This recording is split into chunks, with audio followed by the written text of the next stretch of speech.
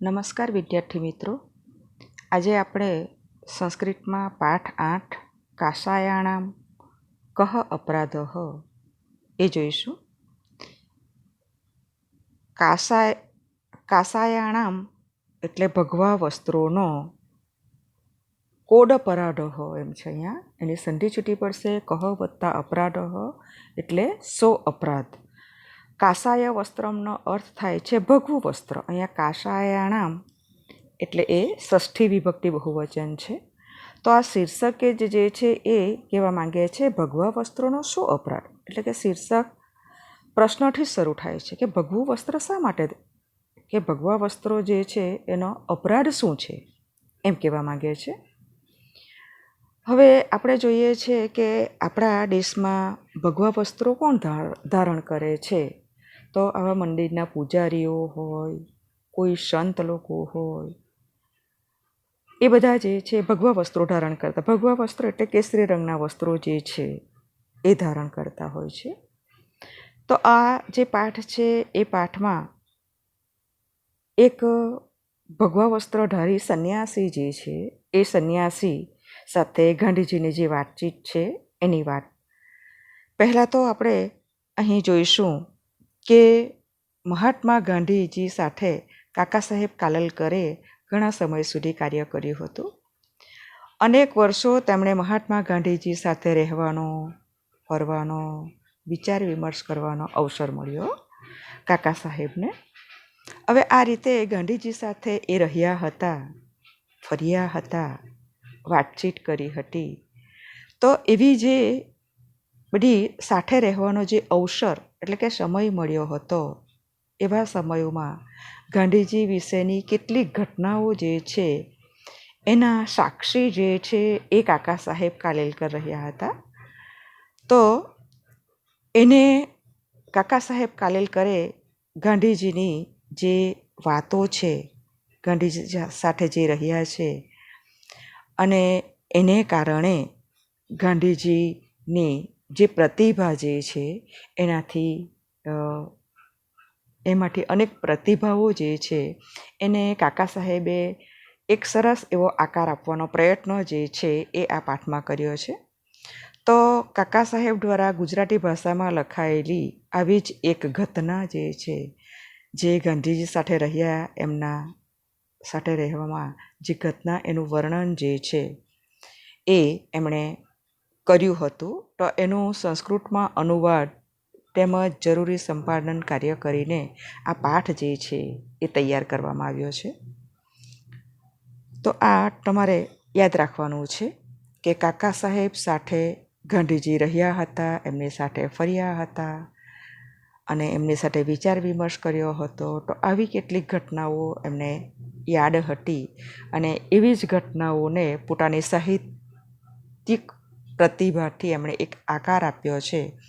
અને એમાં ગાંધીજીનું જે સત્યદેવ સાથે મુલાકાત થાય છે એ વાત જે છે એ એમણે જણાવી છે. તો આ પાઠનું એક પેરેગ્રાફ જે છે હું તમને કરીશ. એના શબ્દો જે છે એ પણ હું PDF દ્વારા મોકલાવીશ. એટલે આપણે આજે 2 પેરેગ્રાફ કરીશું. તો પહેલો પેરેગ્રાફ જોઈશું મિત્રો. પેરેગ્રાફમાં ભાષાંતર આપણે કરીશું. મહાત્મા ગાંધી મહોદય એટલે મહાત્મા ગાંધી મહોદય સ્વતંત્રયા આંદોલનમ. તો આની સંધિ છૂટી પડશે સ્વાતંત્ર્ય વત્તા આંદોલન. સ્વતંત્રતાનું આંદોલન પ્રારભત એટલે શરૂ કર્યું. મહાત્મા ગાંધીજીએ સ્વતંત્રતાનું આંદોલન શરૂ કર્યું. દેશને આઝાદીની ઝંઝીરોમાં જકડાયેલો હતો, એ દેશને આઝાદ કરવાનું કાર્ય જે છે એ ગાંધીજીએ કર્યું છે. એ તમને યાદ છે વિદ્યાર્થી મિત્રો. તો આવું આંદોલન જે છે એ શરૂ કર્યું એ કાકા સાહેબે વર્ણવ્યું છે. તો પહેલું જ વાક્યનું ભાષાંતર ફરી પાછું આપણે જોઈશું. મહાત્મા ગાંધી મહોદય. તો ગાંધી મહોદય એમ જ લેવાનું છે. મહાત્મા ગાંધીજીએ અથવા તો મહાત્મા ગાંધી મહોદયે સ્વતંત્રતાનું આંદોલન શરૂ કર્યું. અશ્ય આંદોલનસ્ય, અહીંયા અશ્યા એમ છે, સંધિ છૂટી પડે તો અશ્ય આંદોલનસ્ય. અશ્ય એટલે આ, આંદોલનસ્ય એટલે આંદોલનનો. આ આંદોલનનો, જે આંદોલન શરૂ કર્યું હતું તેની વાત છે. તો આ આંદોલનનો, કયું આંદોલન? તો સ્વતંત્રતાનું આંદોલન. પ્રશ્ન પણ તમને પૂછાય છે કે ગાંધીજીએ કયું આંદોલન શરૂ કર્યું હતું? તો સ્વતંત્રતાનું આંદોલન શરૂ કર્યું હતું. તો આગળનું વાક્ય અશ્ય આંદોલનસ્ય એટલે આ આંદોલનનો. નિખિલઃ અપી, સંધિ મેં પીડીએફમાં મોકલાવી છે. નિખિલઃ એટલે સમગ્ર, અપી એટલે પણ, વ્યવહારઃ એટલે વ્યવહાર. આ આંદોલનનો સમગ્ર વ્યવહાર પ્રારંભેષુ દિવસેષુ. પ્રારંભેષુ, પ્રારંભ એટલે આરંભ, આરંભ કરવું એટલે શરૂઆત કરવી, શરૂઆતના, દિવસેષુ એટલે દિવસોમાં, સાબરમતી આશ્રમે, સાબરમતી આશ્રમમાં, એવ, એવ એટલે જ, સાબરમતી આશ્રમમાં જ, બીજે નહીં મિત્રો. અહીંયા એવ એટલે ભાર આપવામાં આવ્યો છે. સાબરમતી આશ્રમમાં જ પ્રાચલત, સંધિ પ્રવત્તા અચલટ એટલે શરૂ કર્યું. તો આખા વાક્યનું ભાષાંતર મિત્રો આપણે જોઈશું. અશ્ય આંદોલનસ્ય એટલે આ આંદોલનનો. નિખિલો અપી વ્યવહારઃ એટલે સમગ્ર વ્યવહાર. પ્રારંભેષુ દિવસેષુ એટલે શરૂઆતના દિવસોમાં. સાબરમતી આશ્રમે એવ એટલે સાબરમતી આશ્રમમાં જ. પ્રાચલટ એટલે ચાલતો હતો. આ આંદોલનનો સમગ્ર વ્યવહાર શરૂઆતના દિવસોમાં સાબરમતી આશ્રમમાં જ ચાલતો હતો. વાક્ય જરા લાંબુ છે પણ યાદ રહી જાય એવું મિત્ર છે. આગળનું વાક્ય એકસ્મિન દિવસે એટલે એક દિવસે. એકસ્મિન દિવસે એટલે એક દિવસે. સ્વામી સત્યદેવ, આ ભગવા વસ્ત્રધારી દેખાય છે એ સ્વામી સત્યદેવ છે, સંન્યાસી છે. એટલે સ્વામી સત્યદેવ આશ્રમમ આગચ્છત, આશ્રમમાં આવ્યા. ફરી આ વાક્યનું ભાષાંતર જુઓ. એકસ્મિન દિવસે એટલે એક દિવસે. સ્વામી સત્યદેવ એટલે સીધે સીધું જ સ્વામી સત્યદેવ આશ્રમમ આગચ્છત, આશ્રમમાં આવ્યા. એક દિવસે સ્વામી સત્યદેવ આશ્રમમાં આવ્યા. સહ દેશસ્ય, તેઓ, દેશસ્ય એટલે દેશની, નોનીનુના ષષ્ઠી વિભક્તિ. સ્વતંત્રતા અર્થમ, સ્વતંત્રતા વત્તા અર્થમ એટલે સ્વતંત્રતા માટે. કાર્યરતસ્ય એટલે કાર્યરત એટલે કાર્ય કરતા. ગાંધી મહોદયસ્ય કાર્યેણ, ગાંધીજીના કાર્યથી. અતીવ, અતીવનો અર્થ અત્યંત. પ્રભાવિત, પ્રભાવિત એટલે પ્રભાવિત જ લેવાનું. પ્રસન્નનું પ્રસન્ન જ લેવાનું છે. ચાશિત એટલે ચ વત્તા આશિત એટલે પ્રભાવિત અને પ્રસન્ન હતા. બરાબર. આખું વાક્ય ફરી પાછું આપણે જોઈશું. તેઓ દેશની સ્વતંત્રતા માટે કાર્યરત, સ્વતંત્રતા માટે કાર્યરત ગાંધી મહોદયના કાર્યથી અત્યંત પ્રભાવિત, ચ એટલે અને, પ્રસન્ન એટલે પ્રસન્ન, અને આશિત એટલે હતા. આગળનું વાક્ય સહ ગાંધી મહોદય, અહીંયા સંધિ સહ ગાંધી મહોદયાય અકથયત અહમ. સહ એટલે તેમણે એમ લેવાનું છે. અહીંયા ગાંધી મહોદયાય એટલે ગાંધી મહોદયને અથવા તો તેમણે ગાંધીજીને. અહીંયા ક્રિયાપદમાં નીકળશે અકથયત એટલે કહ્યું, અને પછી શબ્દ અહીંયા નીકળશે અહમ. અહમ દહમના અહમ નીકળે. તેમણે ગાંધીજીને કહ્યું, અહમ એટલે હું. ફરી પાછું, તેમણે ગાંધીજીને કહ્યું, હું. ભવતઃ એટલે આપના અથવા તમારા. આશ્રમે એટલે આશ્રમમાં, પ્રવેશમ નિવાસમ ચ ઈચ્છામિ, બે છે દીકરા અને વચ્ચે ચ છે. પ્રવેશ અને નિવાસ કરવા ઈચ્છું છું. ફરી તેમણે ગાંધીજીને કહ્યું, અહમ, અહમ એટલે હું, ભવતઃ એટલે તમારા અથવા આપના, આશ્રમે એટલે આશ્રમમાં, પ્રવેશમ એટલે પ્રવેશ, ચ એટલે અને, નિવાસમ એટલે નિવાસ કરવા, પ્રવેશ એટલે પ્રવેશ કરવા અને નિવાસ એટલે રહેવા માટે, ઈચ્છામી, મી છે એટલે કે હું ઈચ્છું છું, એમ સત્યદેવ કહે છે. તો આખા વાક્યનું ભાષાંતર, તેમણે ગાંધીજીને કહ્યું, હું આપના આશ્રમમાં પ્રવેશ અને નિવાસ કરવા ઈચ્છું છું.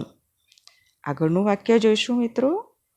દેશસ્ય સ્વતંત્રતાयै, દેશસ્ય એટલે દેશની, સ્વતંત્રતાयै એટલે સ્વતંત્રતા માટે, ચતુર્થી વિભક્તિ છે. કાર્યમ કર્તુમ, કાર્યમ એટલે કાર્ય અને કર્તુમ એટલે કરવા માટે, મમાપી એટલે મારી પણ, એટલે દેશની સ્વતંત્રતા માટે કાર્ય કરવાની મારી પણ, મહતીચ્છા એટલે મહતી વત્તા ઈચ્છા, મોટી ઈચ્છા અથવા ઘણી ઈચ્છા, અને વર્તતે એટલે છે.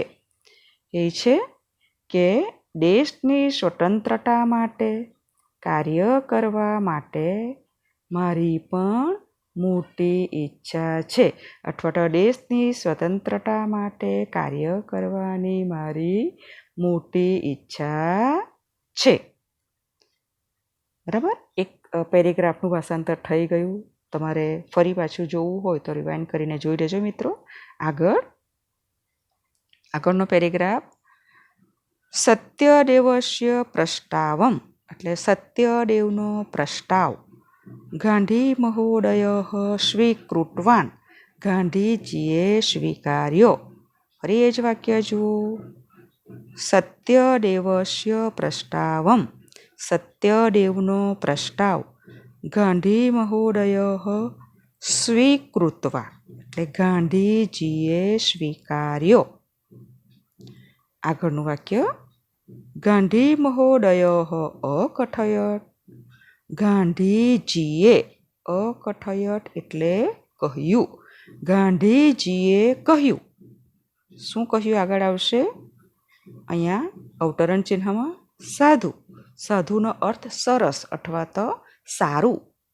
જ્યારે આ પ્રસ્તાવ જે છે એ સ્વામી સત્યદેવ મૂકે છે તો ગાંધીજી કહે છે કે સારું, કારણ કે ગાંધીજીના કાર્યથી સ્વામી સત્યદેવ પ્રવેશ કરવા ઈચ્છે છે અને ગાંધીજીના કાર્યથી એટલા બધા ખુશ થઈ જાય છે, પ્રભાવિત થઈ જાય છે, પ્રસન્ન થઈ જાય છે, અને એમને પણ લાગે છે કે મારે પણ આ કાર્યમાં મારો ફાળો જે છે એ દેશ માટે આપવો જોઈએ.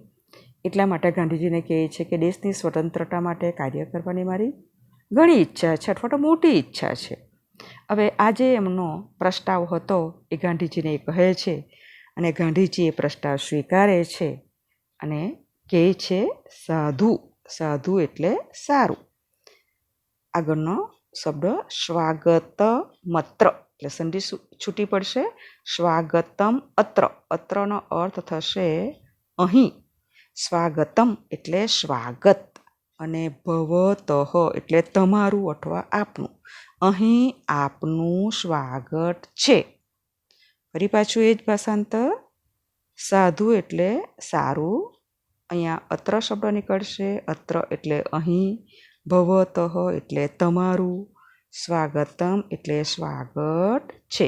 અહીં તમારું સ્વાગત છે અથવા તો અહીં આપનું સ્વાગત છે. કારણ કે ભવતઃ શબ્દના બે અર્થ થઈ શકે, આપનું અને તમારું, એકનો એક જ એનો અર્થ થાય.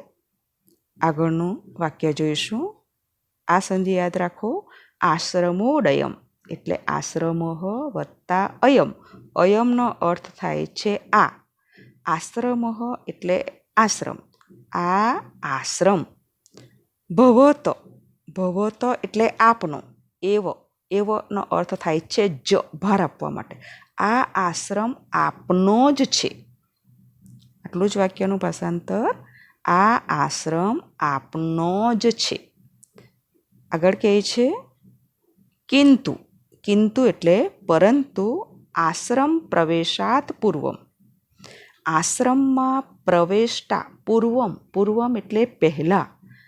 પરંતુ આશ્રમમાં પ્રવેશતા પહેલાં. ભવટા એટલે આપે અથવા તમારે. કાષાય વસ્ત્રાણામ એટલે ભગવા વસ્ત્રોનો. ત્યાગ કરણીય. ત્યાગ કરવો જોઈએ. ગાંધીજી સ્વામી સત્યદેવ આશ્રમમાં પ્રવેશ કરવા માંગે છે, પણ એ કેવા વસ્ત્રો ધારણ કરે છે? તો મિત્રો એ ભગવા વસ્ત્રો ધારણ કરે છે.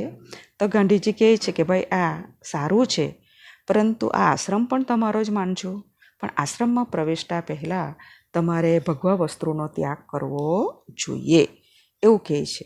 હવે સ્વામી સત્યદેવને લાગે છે કે ભાઈ મારા ભગવા વસ્ત્રો સાથે, કારણ કે આપણું શીર્ષક આવી જાય છે કે કાષાય વસ્ત્રાણામ કહ અપરાધ. શીર્ષક એટલે કે ભગવા વસ્ત્રોનો શું અપરાધ? કે એમને એમ લાગે છે કે ભાઈ ભગવા વસ્ત્રો હું પહેરું છું એમાં શું વાંધો છે? ગાંધીજીની જે વાત છે એ પણ બરાબર છે. સ્વામી સત્યદેવ પણ એની રીતે બરાબર છે, કારણ કે એમણે આ રીતે સંસારની મોહમાયામાંથી એ અળગા થઈ ગયા છે, સંન્યાસી ધર્મ પાળ્યો છે. તો સંન્યાસી ધર્મ પાળ્યો હોવાથી એ એમ માને છે કે હું ભગવા વસ્ત્ર ધારણ કરું, બરાબર છે. અને ગાંધીજી એને મંજૂરી તો આપે છે, પરંતુ કહે છે કે તમારે ભગવા વસ્ત્રોનો ત્યાગ કરવો જોઈએ. આગળ મિત્રો જોઈશું. ગાંધી મહોદયસ્ય આદેશમ શ્રુત્વા. હવે ગાંધીજી જે કહે છે ને કે ભગવા વસ્ત્રોનો ત્યાગ કરવો જોઈએ, તો સ્વામી સત્યદેવની વાત આવે. ગાંધી મહોદયસ્ય આદેશમ શ્રુત્વા એટલે ગાંધીજીનો આદેશ શ્રુત્વા એટલે સાંભળીને. આશ્ચર્ય અન્વિત એટલે આશ્ચર્ય અને અન્વિત એટલે પામેલા, આશ્ચર્ય પામેલા. સ્વામી સત્યદેવ નામ છે સ્વામી સત્યદેવ. મનસી એટલે મનમાં. અકુપ્યત એટલે ગુસ્સે થયા, મનમાં ને મનમાં જ ગુસ્સે થાય છે, એ ગાંધીજીને કહેતા નથી. આખા વાક્યનું ભાષાંતર ફરી પાછું. ગાંધી મહોદયનો આદેશ સાંભળીને આશ્ચર્ય પામેલા સ્વામી સત્યદેવ મનમાં ગુસ્સે થયા, બરાબર. કિંતુ એટલે પરંતુ. સહ એટલે તેમણે. ગાંધી મહોદયસ્ય પુરતઃ એટલે ગાંધી મહોદયસ્ય એટલે ગાંધીજીની અથવા તો ગાંધી મહોદયની. પુરતઃ એટલે આગળ અથવા સામે. નિજ રોષમ. નિજ રોષમ, નિજ એટલે પોતાનો અને રોષ એટલે ગુસ્સો, પોતાનો ગુસ્સો. આ શબ્દ ના પ્રકટ્યટ એટલે ન વત્તા અપ્રકટ્યટ, સંધિમાં ન જ આવે. ન એટલે નથી, નકારવાચક. અપ્રકટ્યટ એટલે પ્રગટ કર્યો નહીં. એમને ગુસ્સો આવે છે, ક્રોધ ભરાય છે, પરંતુ તે મનમાં ને મનમાં જ રાખે છે, ગાંધીજીને કહેતા નથી. તો ફરી. પરંતુ સહ એટલે તેમણે. ગાંધી મહોદયસ્ય પુરતઃ ગાંધીજીની આગળ. નિજ રોષમ એટલે પોતાનો ગુસ્સો. ન અપ્રકટ્ય એટલે પ્રગટ કર્યો નહીં. તેમણે પોતાનો ગુસ્સો ગાંધીજીની આગળ પ્રગટ કર્યો નહીં. સહ અકથય સંધિ છૂટી પડશે. સહ અકથયત એટલે તેણે કહ્યું. સ્વામી સત્યદેવ કહે છે, પ્રશ્ન પૂછે છે કે કથમ કાષાય વસ્ત્રાણામ ત્યાગ. પ્રશ્ન આવે છે કથમ એટલે શા માટે. કાષાય વસ્ત્રાણામ એટલે ભગવા વસ્ત્રોનો. ત્યાગ એટલે ત્યાગ, એટલે કે ભગવા વસ્ત્રોનો ત્યાગ શા માટે.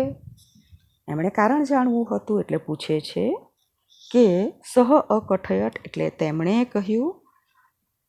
ભગવા કથમ કાષાય વસ્ત્રાણામ ત્યાગ એટલે ભગવા વસ્ત્રોનો ત્યાગ. કથમ એટલે શા માટે.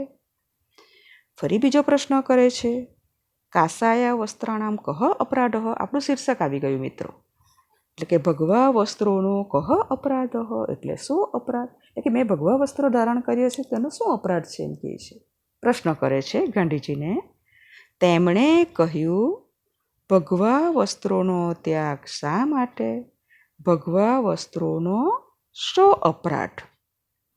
આગળનું વાક્ય અને એ પોતે જણાવવા માગે છે કે એ છે, આ વાક્ય યાદ રાખજો. અહમ સંન્યાસી જનોહ. જનોહ એટલે માણસ, અહમ એટલે હું સંન્યાસી છું. એટલે એનું એમ કહેવાનું છે કે હું સંન્યાસી છું અને સંન્યાસી લોકો કેવા વસ્ત્રો ધારણ કરે છે? કે ભગવા વસ્ત્રો ધારણ કરે છે, તો સંન્યાસી લાગે છે એમ એમનો કહેવાનો તાત્પર્ય છે કે હું સંન્યાસી છું.